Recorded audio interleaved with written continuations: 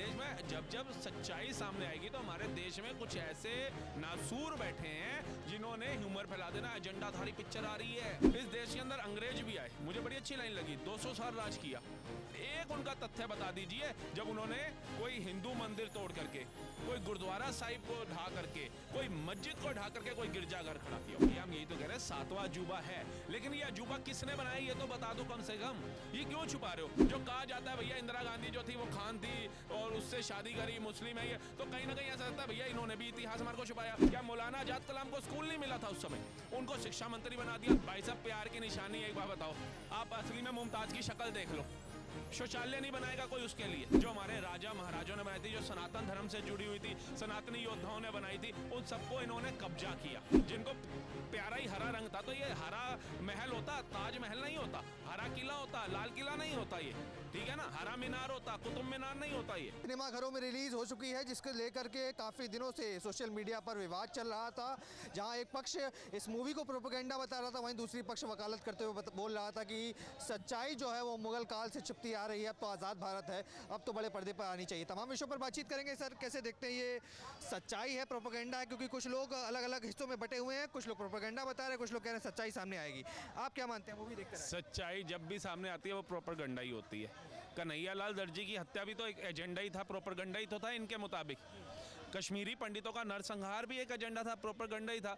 इस देश में जब जब सच्चाई सामने आएगी तो हमारे देश में कुछ ऐसे नासूर बैठे हैं जिन्होंने ह्यूमर फैला देना। एजेंडाधारी पिक्चर आ रही है, ह्यूमर फैलाया जा रहा है, नफरत फैलाया जा रहा है। ये नफरती लोग हैं, ये नफरत। अरे सच बताने में कौन नफरती हो गया भैया? तुम्हें तो बल्कि सीना ठोक के सामने आना चाहिए कि जो सत्य वो सामने आए। जो रामलाल है तो रामलाल है, श्यामलाल है तो श्यामलाल है, रामलाल का लड़का ही श्यामलाल है, तो इसको प्रत्यक्ष प्रमाण की आवश्यकता देने में क्या दिक्कत है?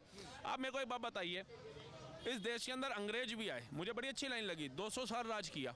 एक उनका तथ्य बता दीजिए जब उन्होंने कोई हिंदू मंदिर तोड़ करके, कोई गुरुद्वारा साहिब को ढा करके, कोई मस्जिद को ढा करके कोई गिरजाघर खड़ा किया। देखो राज करना एक अलग चीज होती है। वो हर कोई चाहता है कि भाई मैं इतना अमीर बनूं कि दुनिया पे राज करूं, हर चीज की जो मेरी ख्वाहिशें पूरी हों। लेकिन राज के चक्कर में अधर्मी बनना, दूसरे लोगों के धर्म को पलटना, ये हमारा धर्म भी नहीं सिखाता। कई लोग इसको प्यार की निशानी के तौर पर मानते हैं। 8वां अजूबा 7वां अजूबा हमारे देश का, पूरे विश्व का है।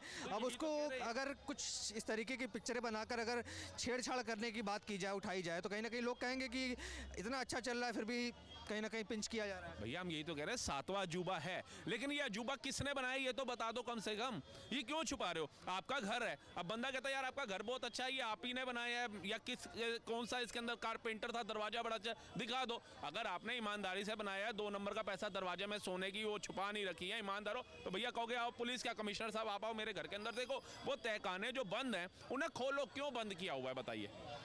किसकी सहमति से बंद किया? और मुझे तो दुर्भाग्य ये लगता है कि चलो अंग्रेज तो अंग्रेज थे, 70 साल 79 ईयर्स हो गए हमें आज़ाद हुए, कांग्रेस को भी ध्यान नहीं आया कि भैया तहखाने खुलवा करके दूध का दूध कब पानी का पानी करो। उस समय तो मुस्लिम इतने सारे थे नहीं भारत में, क्योंकि ऑलमोस्ट तो चले गए थे पाकिस्तान। तो ये कहीं ना कहीं जो देन थी, जो कहा जाता है भैया इंदिरा गांधी जो थी वो खान थी और उससे शादी करी, मुस्लिम है ये, तो कहीं ना कहीं ऐसा लगता है भैया इन्होंने भी इतिहास हमारे को छुपाया। फिर दूसरी चीज़ में आइए, जो पहले हमारे शिक्षा मंत्री बना दिए पंडित जवाहरलाल नेहरू, जो कहते हैं बैरिस्टर थे, बहुत बड़े वकील थे, क्या उनकी बुद्धि में ये नहीं था कि जो एजुकेशन मिनिस्टर होना चाहिए वो कम से कम पढ़ा लिखा होना चाहिए? इन्होंने एजुकेशन मिनिस्टर किसको बनाया? मौलाना आजाद कलाम, जो मदरसे में पढ़े थे, घर के अंदर ही डिग्रियां ले ली थी, कोई स्कूल नहीं गए, कोई कॉलेज नहीं गए, कोई भी। गांधी जी चले गए थे डंडी पकड़ करके, धोती पहन के लंदन तक पढ़ने के लिए। क्या मौलाना आजाद कलाम को स्कूल नहीं मिला था उस समय? उनको शिक्षा मंत्री बना दिया, उसके बाद कभी मुस्लिम बनाए। तो जिनको आप बना रहे हो, जिनके थोट के अंदर ही देश को बांटना था, जिन्होंने बंटवारा करके हजारों हिंदुओं के कत्लेआम करा दिए, सिखों के कत्लेआम करा दिए, वो कभी बताएंगे कि मुगल नहीं, ये हमारे शूरवीरों के बनाए ये ये हैं सारे? पिक्चर देखने के बाद अब आप उसको ताजमहल बोलेंगे, प्यार की निशानी मानेंगे या तेजू महल मानेंगे? भाई साहब प्यार की निशानी एक बार बताओ, आप असली में मुमताज की शक्ल देख लो।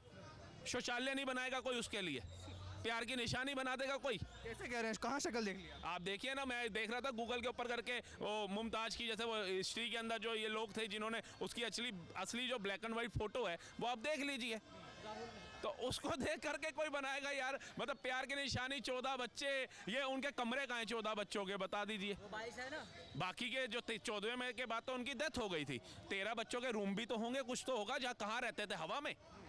तो ये सिर्फ और सिर्फ जो है ना हमारे जितनी भी हिस्ट्रिकल चीज़ें थी जो हमारे राजा महाराजाओं ने बनाई थी, जो सनातन धर्म से जुड़ी हुई थी, सनातनी योद्धाओं ने बनाई थी, उन सबको इन्होंने कब्जा किया।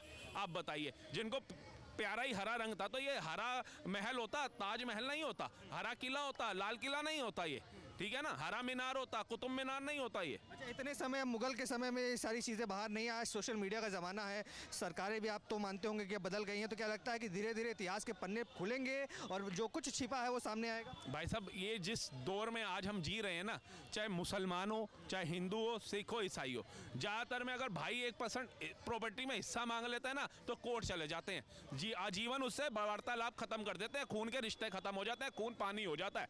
आज जिस दौर में रह रहे हैं, आप बताइए, जिन राजाओं महाराजाओं ने इतनी बड़ी बड़ी चीजें बना करके तैयार करी, वो मुगलों ने अपना ठप्पा लगा दिया। मैं तो कहता हूँ इसके अंदर सारे धर्मों को छोड़ो, मुसलमानों को आगे आना चाहिए। मेरा मुसलमान तो कहता है कि मेरे बाप ने बनवाया, लाल किला बाप ने बनवाया, ताजमहल बाप ने बनवाया, कुतुब मीनार बाप ने बनवाया, आपके बाप ने क्या बनाया? कौन सा वो बाप था? एक बात, एक मिनट भाई, एक मिनट, मुसलमान इनका बाप वो कौन?